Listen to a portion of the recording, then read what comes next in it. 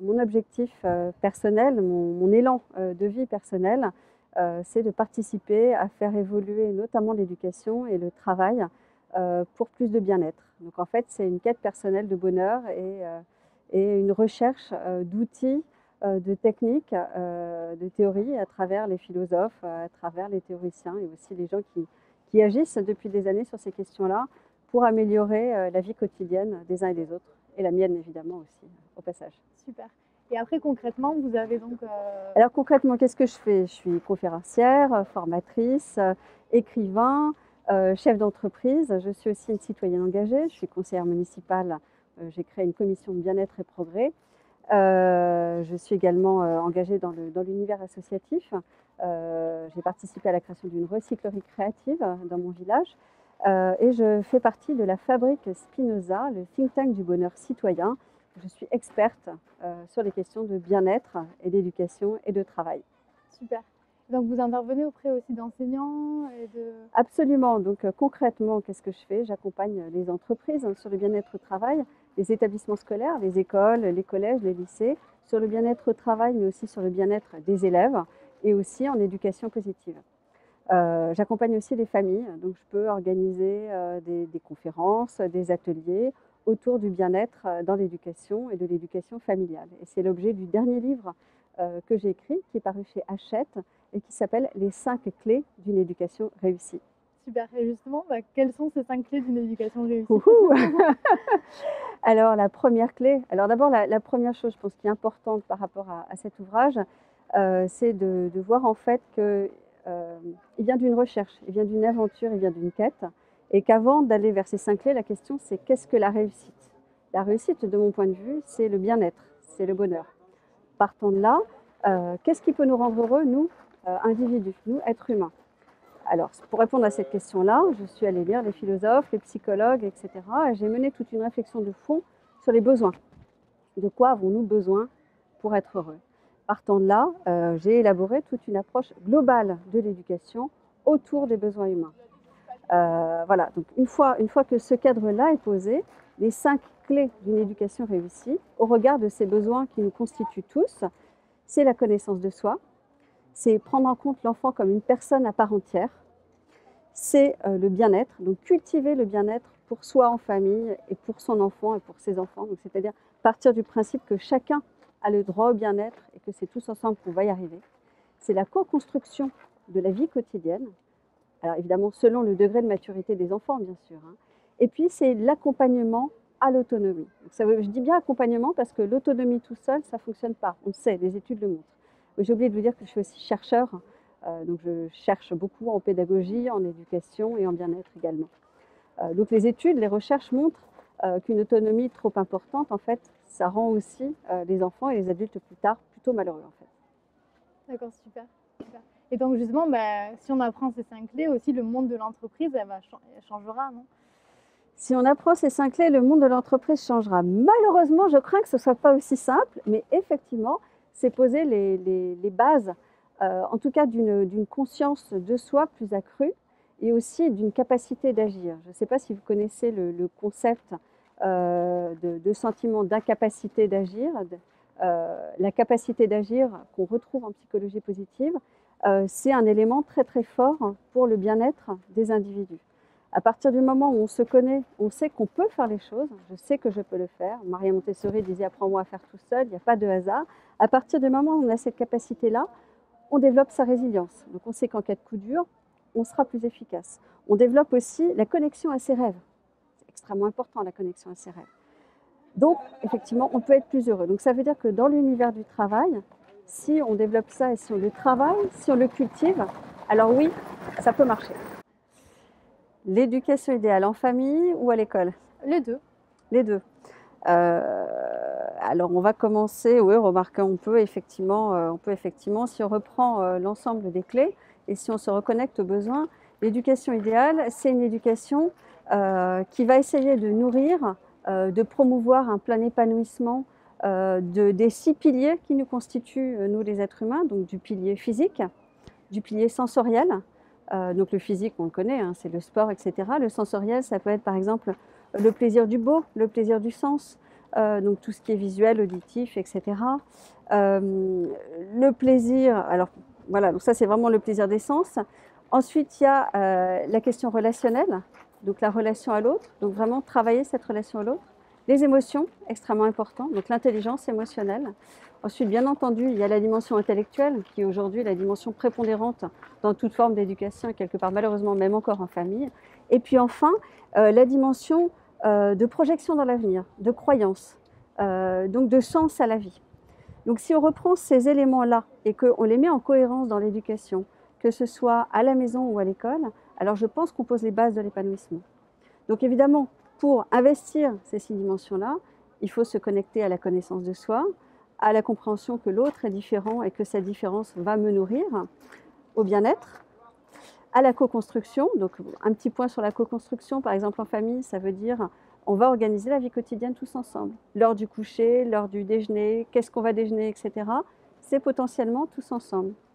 À l'école, eh bien, c'est utiliser certaines techniques, certaines méthodes qui permettent, par exemple, de construire le processus d'apprentissage, le cycle des apprentissages, de dire voilà les objectifs, ça va être de savoir écrire, lire, voilà le parcours que tu peux faire, comme un jeu de piste, et puis après, l'enfant décide de son jeu de piste. Donc, si vous voulez, c'est semi-guidé quelque part. Ce n'est pas toute liberté absolue, mais l'enfant a une marge de liberté quand même extrêmement importante.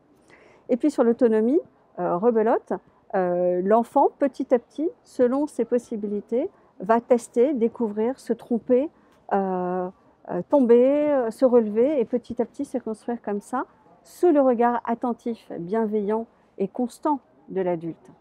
L'autonomie, je le redis, c'est vraiment très important, ça n'est pas l'enfant tout seul, loin des adultes. C'est l'enfant avec un adulte pas trop loin, selon l'âge qu'il a. L'enfant a besoin des adultes. Et ça a besoin d'un cadre, de pouvoir être libre dans un cadre. Absolument, vraiment, enfin, ça on le voit avec tous les styles de parentalité et d'éducation. Une éducation trop libre, alors après ça dépend aussi des individus, hein, puisque le deuxième pilier c'est l'enfant comme personne. Donc il y a certains enfants qui vont avoir un haut besoin d'autonomie. Et bien ceux-là, on les laisse dans leur autonomie parce qu'ils savent tout de suite faire seuls. D'autres enfants ont besoin d'un accompagnement plus structuré, plus cadrant. Eh bien il faut le leur donner. Oui, c'est ça, on doit s'adapter finalement à chaque enfant. Absolument, absolument. Cette notion d'individualisation de l'éducation, elle est très importante. C'est pour ça que de mon point de vue, une éducation qui serait dogmatique, où on dirait il faut faire comme ci ou comme ça, en fait, ça n'est pas cohérent par rapport aux uns et aux autres. Parce que nous avons tous une personnalité différente, même si nous sommes tous, bien entendu, des êtres humains. Super. Ouais. Et donc justement, vous avez des techniques que vous apportez justement aux parents. Absolument. Ouais. Donc effectivement, dans le livre que j'ai développé, enfin le livre que j'écris, c'est un peu un livre dont vous êtes le héros. Donc si vous voulez, il y a toujours une interconnexion entre la théorie, la recherche et puis l'aspect très pratique. Donc par exemple, pour nourrir des émotions positives, j'encourage à faire le jeu du soleil des bonheurs, pour réfléchir sur ses valeurs, l'arbre des valeurs. Pour travailler sur la co-construction de la vie quotidienne, eh bien, il y a un plan pour faire un conseil de famille. Donc il y a énormément d'outils que j'utilise, que je propose, qui permettent aux éducateurs, aux enseignants, aux parents, effectivement, de rentrer dans le jeu. Super, super, super. Et on est justement donc au sein du Festival pour l'école de la vie. Pour vous, c'est important justement qu'il y ait des rassemblements entre parents, enseignants, personnes qui s'intéressent au domaine de l'éducation? Ah, je pense que c'est fondamental. Je pense que c'est fondamental. J'en organise aussi, alors à Paris, un tout petit peu différent, mais j'ai ces 3 dernières années développé les ateliers du bonheur à l'école. Donc c'est un peu plus fermé, c'est plus des cycles de conférences, mais il y a aussi des intervenants. Mais là, c'est juste magnifique de voir autant d'exposants, autant de conférences. C'est extrêmement précieux, c'est extrêmement dynamisant de voir qu'autant de gens aussi différents et en même temps tous orientés vers cet objectif de plein épanouissement, quelles que soient les techniques proposées. Là aussi, je pense que c'est bien qu'il y ait cette diversité-là, puisqu'il y a cette diversité humaine. Ouais, c'est ça, que chacun se trouve qu'est-ce qui lui correspond le mieux. C'est ça. Qu'il aille à la découverte, qu'il cherche, qu'il voit si ça lui convient, si ça lui convient pas, et que petit à petit, il grandisse comme ça. Être un véritable explorateur. C'est ça, on est tous explorateurs de nos vies, je pense. C'est ça qui est très très important et très précieux. Super, super. Ouais. Et pour vous, c'est quoi l'école de la vie, si vous aviez un...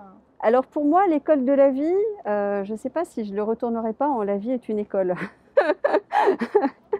Donc l'école de la vie, c'est se dire que dans tout processus éducatif, on est dans la vie et on apprend à vivre, mais la vie est une école, c'est bien justement que toute la vie on grandit, on évolue et que donc c'est important d'avoir conscience de ça toute sa vie. Et typiquement, le livre que j'ai écrit, c'est magnifique, en même temps ça y est, c'est figé et la vie évolue et on grandit et cetera et donc ça donne envie de continuer et de continuer à explorer et cetera. L'école de la vie, c'est, quand même, je pense pour beaucoup de gens, se reconnecter avec la vitalité. Justement, ne pas trop se figer, rentrer dans le mouvement, dans la quête, s'autoriser la quête et s'autoriser la bienveillance. Évacuer la culpabilité qui nous ronge un peu, évacuer aussi la peur qui est si forte dans nos sociétés. Alors, bien sûr, avoir conscience des dangers, mais s'ouvrir à la vie, et s'ouvrir au plaisir, et s'ouvrir à nos potentiels, à ces fameux piliers dont je parlais tout à l'heure. Et c'est comme ça que petit à petit, on pourra inventer des possibles qu'on n'imagine même pas aujourd'hui. Super, super. Ouais. Et vous me parliez tout à l'heure d'habileté aussi. Oui. Je ne sais pas si vous voulez dire un mot par Oui, rapport à oui, ça. alors absolument, effectivement. Tout à l'heure, je vous parlais de la capacité d'agir. Ce qu'on constate dans la manière dont on enseigne aujourd'hui, que ce soit en famille ou que ce soit à l'école, c'est que souvent, les éducateurs, les adultes donnent un certain nombre de messages contraignants ou de messages assez durs. Alors que nous avons tous des qualités, des forces en nous, comme le dit la psychologie positive. Eh bien, l'idée, c'est d'accompagner les enfants pour l'épanouissement de ces qualités, ces forces, ou même s'ils ont des envies particulières. Alors tout à l'heure, je donnais l'exemple de quelqu'un qui est très timide, mais qui a très envie d'être en capacité de faire des conférences ou d'enseigner, etc. Eh bien, l'aider à développer cette habileté, donc là on parle bien d'une habileté, à prendre la parole en public. Et là, ça veut dire que ça se travaille. Un travail au sens noble, au sens, alors bon, pas étymologique pour le coup, enfin il y a quand même toujours un petit côté torture dans l'exercice, mais un travail où on a un objectif qui nous fait tellement plaisir parce qu'il va nous aider à nous réaliser qu'on y va. Le goût de l'effort, c'est aussi extrêmement important. Voilà, donc développer ses habiletés, c'est ça aussi. C'est un moment, en tant que parent, on dira à son enfant, tiens là, est-ce que là tu as une envie particulière? Est-ce que tu as envie de savoir aller plus vers tes copains? Est-ce que tu as envie de dépasser ton stress? C'est le moment, c'est pas le moment. Voilà, je connais des enfants, des adolescents qui ont parfois forcément cette difficulté-là. À partir du moment où l'enfant dit j'ai envie, alors avec beaucoup de patience, avec beaucoup de détermination, on l'accompagne dans la bienveillance. Super. C'est ça, une fois que l'enfant est motivé, du coup, il va tout mettre en œuvre. C'est ça. Et pour que l'enfant soit motivé, eh bien, il faut qu'il puisse être connecté à ses envies et qu'il sache que c'est possible. D'où l'importance de cette idée de capacité d'agir et aussi, bien entendu, de confiance dans l'adulte. C'est-à-dire qu'un enfant qui sait que l'adulte va le soutenir de manière inconditionnelle, ça ne veut pas dire bête et méchant, hein, ça veut juste dire le soutenir avec énormément de vigilance et de lucidité, alors il va développer une assise, une capacité d'agir qui sera beaucoup plus forte. Super, super. Et justement, les habiletés, vous en parlez dans votre livre? Alors effectivement, dans mon livre, je développe 3 types d'habiletés.